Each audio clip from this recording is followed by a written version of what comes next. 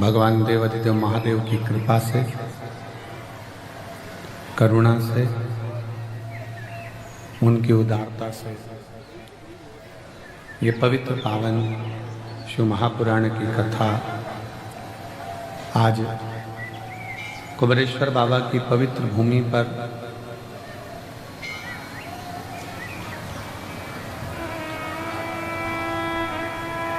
आवाज आ रही है पीछे। कुबेरेश्वर बाबा की पवित्र भूमि पर रुद्राक्ष महोत्सव का तृतीय दिवस है। कथा मंडप में विराजमान सभी संत, साधु, ब्राह्मण जन, गुरुजन, तपस्वी जन, साधक, उपासक एवं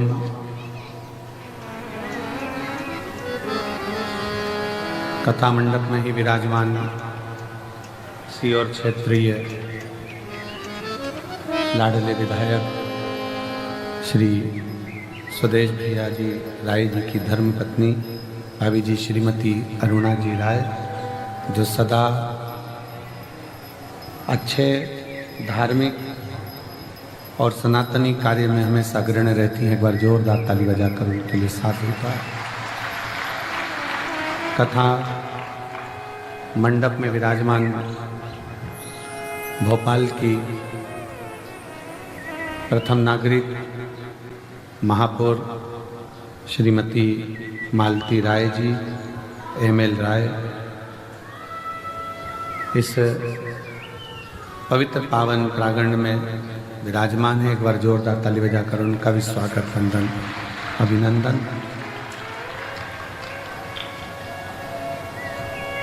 शिव कृपा से, भगवान देवाधिदेव महादेव की कृपा से रुद्राक्ष महोत्सव 2025 के जो मुख्य यजमान के पद ग्रहण करे हैं नील शिवेंद्र पंकज नीलिमा पटेल जी द्वारा अमेरिका से आए हैं, जिन्होंने यजमान पद ग्रहण किया है।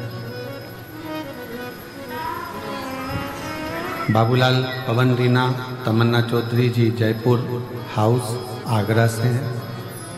सोमानी जी सूरत से हैं। मेरा निवेदन है, जिन यजमानों ने पदभार लिया है एक बार उनको हम भी तो पहचाने, इसलिए जिनका नाम लिया जाए वो एक बार खड़े जरूर हो, जिससे हमें मालूम पड़े। नीलिमा पटेल जी द्वारा अमेरिका से, बाबूलाल पवन रीना तमन्ना चौधरी जी जयपुर हाउस आगरा से, सोमानी जी सूरत से, प्रमोद दीपक यादव जी धूलिया महाराष्ट्र से, राजेंद्र मोहन जी, मीना जी, प्रीति नोटियाल जी दिल्ली से,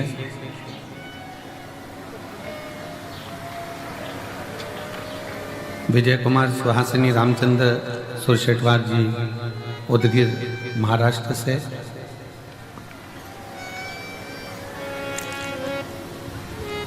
सुभाष चंद्र हेमलता सिंगल जी पटियाला से, दिनेश गणपति काबरा जी काबरा परिवार एरंडोल महाराष्ट्र से, लीला राव जी द्वारा सतना से, सत्यनारायण रामदयाल मालपानी जी संभाजी नगर से, भीम दत्त शर्मा जी, सुरेंद्र दत्त संतोष जी शर्मा जी लखनऊ से, मंजुला शर्मा जी बांसवाड़ा राजस्थान से, केदारनाथ मीना जायसवाल जी ठाणे महाराष्ट्र से, नाथूलाल रामलाल जी अग्रवाल, मुन्नीबेन अग्रवाल झालोद गुजरात से, प्रदीप तू बोले ओमकार तू आयो शरण तेरा शंभु तार तार तू। भगवान शिव की कृपा, उनकी उदारता, शिव कृपा के बिना सब शून्य है। हमारे बीच में लखनऊ वाले श्री अनिल जी आर्य जी भी बैठे हैं, जो निरंतर कुबरेश्वर धाम पर बाबा से ऐसे जुड़े हैं कि प्रत्येक वर्ष में कम से कम 10 बार बाबा के धाम आकर सेवा कर जाते हैं। और इसी कथा में रेवाड़ी वाले हमारे यजमान परिवार, जिन्होंने रेवाड़ी में इतिहास रचा था कथा का, और इतनी अपार जन समुदाय का व्यवस्था आपने करी, एक बार जोरदार ताली बजाकर रेवाड़ी वाले सुनील जी यादव जी को, सुनील जी यादव जी एक बार जोरदार ताली बजाएं। बहुत बहुत साधुवाद, बहुत बहुत शिव कृपा।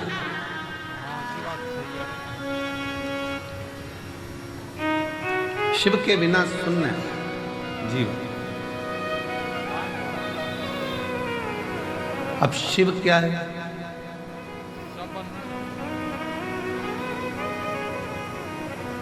शिवादि है, शिवानंत है।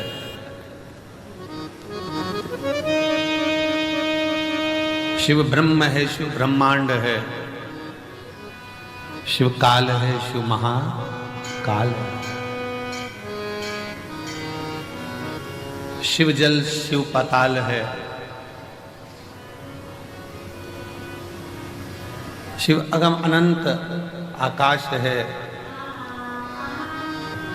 और शिव के बिना पूरा ब्रह्मांड शून्य है, पूरा ब्रह्मांड। अब शिव क्या है? सब कुछ शिव है, तो शिव है क्या?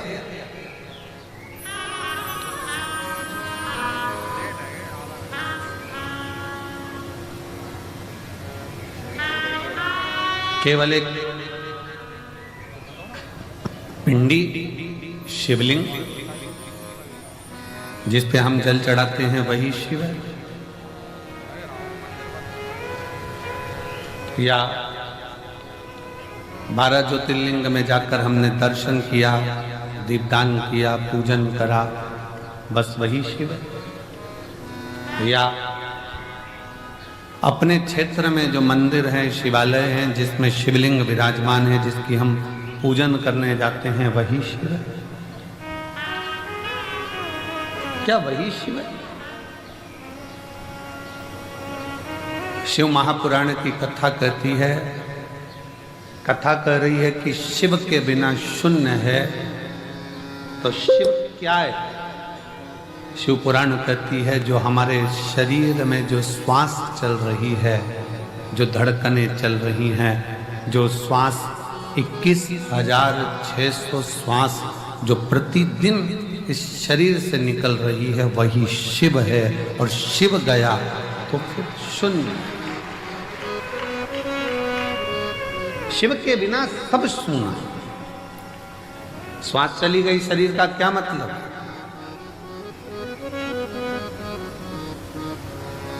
श्वास जाने के बाद इस शरीर का कोई मूल तत्व है क्या? कर लिया सो काम है, भज लिया सो नाम है। इस संपूर्ण ब्रह्मांड में अगर हमारा जन्म हुआ है और आप और हम अगर पैदा हुए हैं, जन्म लिए हैं, तो भगवान की भक्ति के लिए। परिवार में रहो। हम कभी आपसे ये नहीं कहे कि तुम अपना घर छोड़ देना, बिल्कुल मत छोड़ो, तुम तो पूरे घर में आनंद से रहो।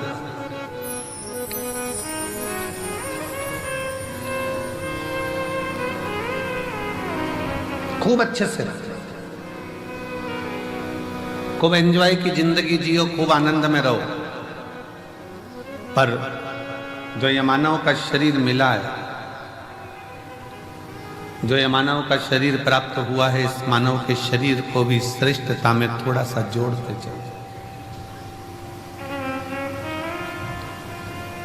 ना जाने पूर्व में कौन सा अपन ने पुण्य करा होगा कि भगवान ने सारे डिपार्टमेंट अच्छे बनाकर भेजे। नेत्र भी दो दिए, सुनने की शक्ति भी दी, हाथ भी दिए, पाँव भी दिए, जिह्वा भी दी, पूरा शरीर भगवान ने अच्छा बनाकर भेजा। ये भगवान की कृपा है। थोड़ा सा भी गड़बड़ करके भेज देता तो दिन रात अंदर से कोसते रहते कि तूने मेरा पाँव बिगाड़ दिया, तूने मेरा हाथ बिगाड़ दिया, तूने मेरी आंख बिगाड़ दी, तूने मेरा कान बिगाड़ दिया, मुख बिगाड़ दिया। कितनी कृपा, कितनी दया उसने कर कर भेजा। जब देवताओं ने अमृत पी लिया, अमृत पीने के बाद जब देवता सब संतुष्ट हो गए, सब संतुष्ट हो गए, देवियां सब संतुष्ट हो गईं, देवता सब संतुष्ट हो गए,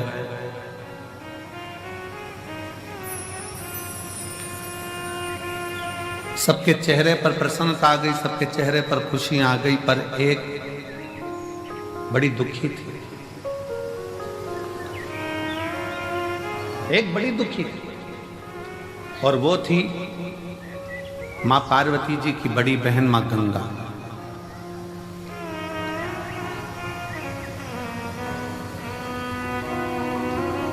गंगा मैया एकदम स्थिर होकर, स्तुब्ध होकर, चुप होकर बैठ गई। पार्वती जी ने पूछा मां गंगा से, जी सारे देवताओं को अमृत मिला है, आपको भी अमृत की प्राप्ति हुई है, क्योंकि आप भी देवी हो। जितने भी देवी देवता इन सबको अमृत की प्राप्ति हुई है, आप भी देवी हो, आप भी देवता में आती हो, देवियों में आती हो, तो आपको भी अमृत मिला। फिर तुम स्तुब्ध क्यों, फिर क्यों चुप, फिर क्यों मौन हो, किस लिए?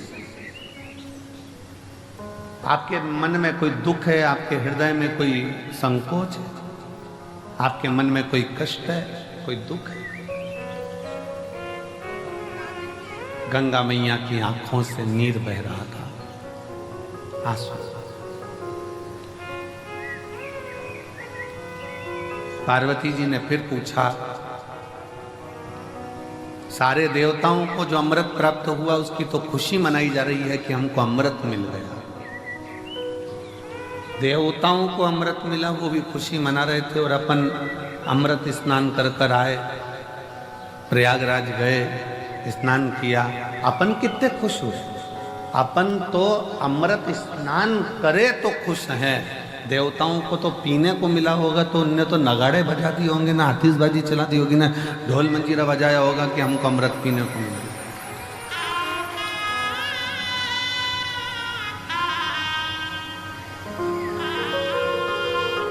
उनको तो कितनी प्रसन्नता हो रही होगी कि हमको अमृत मिला है।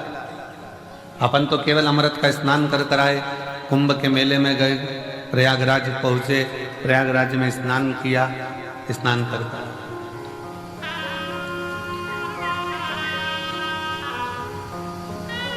पर जरा विचार करिएगा, सारे देवता कितने प्रसन्न होंगे, पर गंगा मां, जी आपकी आंखों में जल है, आप रो रही हो, क्यों, किस लिए? गंगा मैया ने कहा, बहन पार्वती, मेरा रोने का कारण केवल इतना है, शिवजी ने विष पिया, कंठ में विष भरा गया, शंकर भगवान के मस्तक से मैं बहती हुई शिव पर जल चढ़ाती चढ़ाती मैं ब्रह्मांड का कल्याण करने के लिए आई हूं, पर शिव जी के गले का विष इतना तप रहा है, शिव जी के गले का विष इतनी तपन दे रहा है कि मेरे जल में रहने वाले सारे जीव बड़े कष्टप्रद हो रहे हैं, सारे कष्ट पा रहे हैं।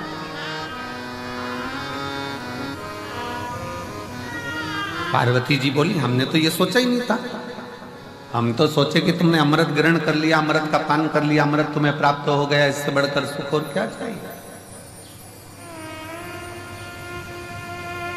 इससे बढ़कर श्रेष्ठता और क्या हो सकता।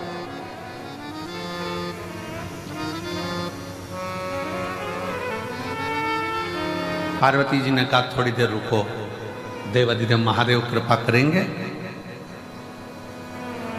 अंदर से मां गंगा विचलित है, भीतर से मां गंगा विचलित है कि भगवान शंकर के गले में जो विष है वो विष की जो तपन है, भले भोले बाबा ने विष को पिया, पर कंठ में जो तपन भरी हुई है कि वो तपन, उस तपन के कारण गंगा मां के जल में रहने वाले सारे जीव कष्टप्रद हो रो रहे।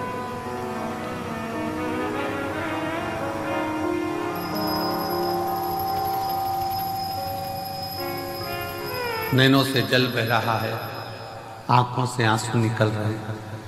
क्यों चिंता करती हो? शिव जी जब जागेंगे, आप शंकर जी की आराधना में लग जाओ। गंगा मैया भगवान देवादिदेव महादेव की आराधना में लग गई।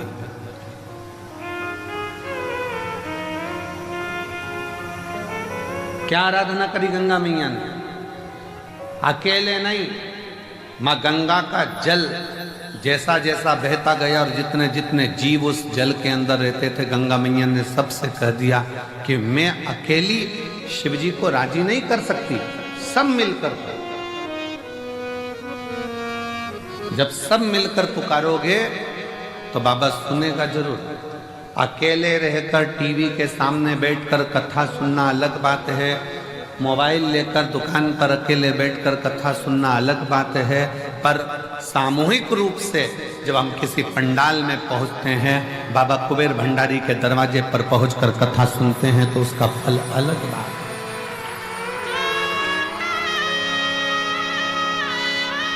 वो अलग है।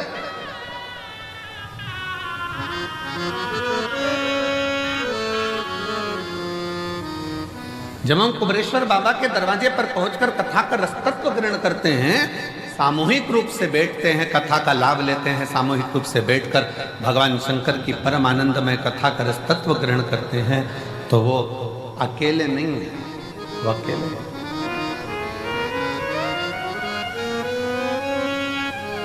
सामूहिक प्रार्थना में बहुत बल होता है महाराज। जब आप और हम एक साथ बैठकर श्री शिवाय नमस्तुभ्यम का गुणगान करते हैं और बाबा से अपने मन की बात करते हैं, तो मेरा देव अधिदेव महादेव 3 महीने में आपके मन के भाव को पूर्ण करता है।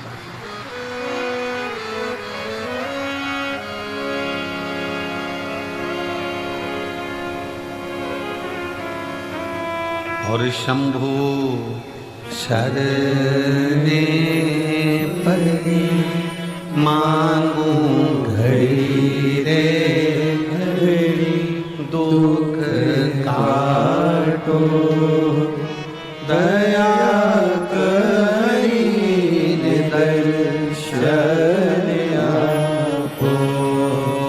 शंभु शरणे पड़ी मांगू घड़ी रे घड़ी, दुख काटो दया करी दर्शन आपो। हम भगवान शिव के इस कंकर शंकर की भूमि पर आकर सामूहिक रूप से बैठकर भगवान शंकर का जब भजन करते हैं, दान करते हैं, पुण्य करते हैं, स्मरण करते हैं, तो उसका फल लाखों लाखों गुना होता है, लाखों गुना।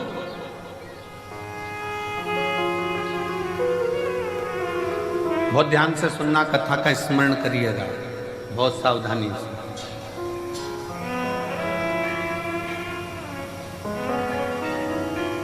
आप किसी शंकर जी के मंदिर में, देवादिदेव महादेव के मंदिर में एक लोटा जल चढ़ाने के लिए जब जाओ, और शिव जी के मंदिर में जब एक लोटा जल चढ़ाने के लिए जाओ, 8-10 माताएं बैठी हो, 4-5 माताएं बैठी हो, 2-4 माताएं बैठी हो, बच्चे कोई हो, बुजुर्ग कोई हो, बूढ़ा कोई हो, पुरुष कोई हो, स्त्री कोई हो, कन्या कोई हो, बेटी कोई हो,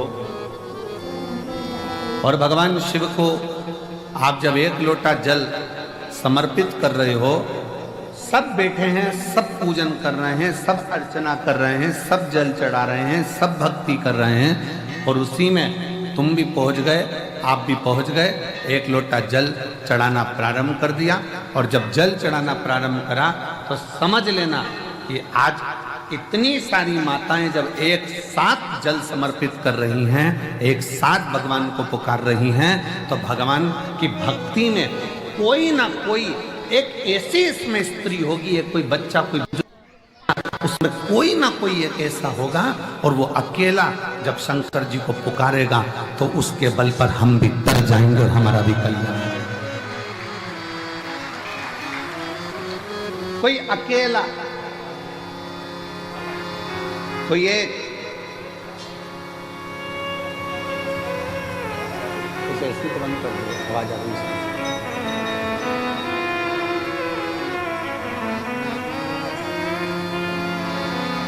कोई अकेला, कोई एक भी अगर पुकारेगा,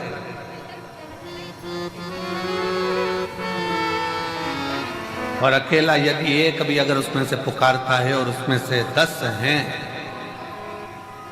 अच्छा देखो बहुत सरल बात, उसे समझे जरा सा, और सरल भाषा में समझो, इससे समझ में नहीं आए तो और सरल भाषा में समझो। सब्जी वाले के पास एक,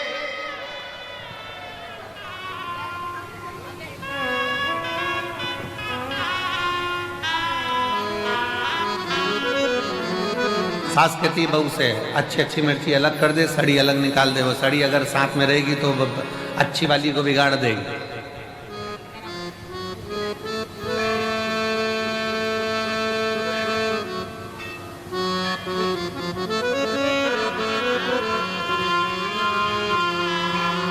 सास की जिस बहू से नहीं बनती है ना, और बेटे की नई बहू आ रही होती है ना, और जिस बहू से नहीं बनती वो 4-6 में से किसी एक में से, और 4-6 में से एक से नहीं बनती है और नई बहू आ रही होती है ना, तो वो जिससे नहीं बनती है ना, उस बहू को उसके पास जाने ही नहीं देती,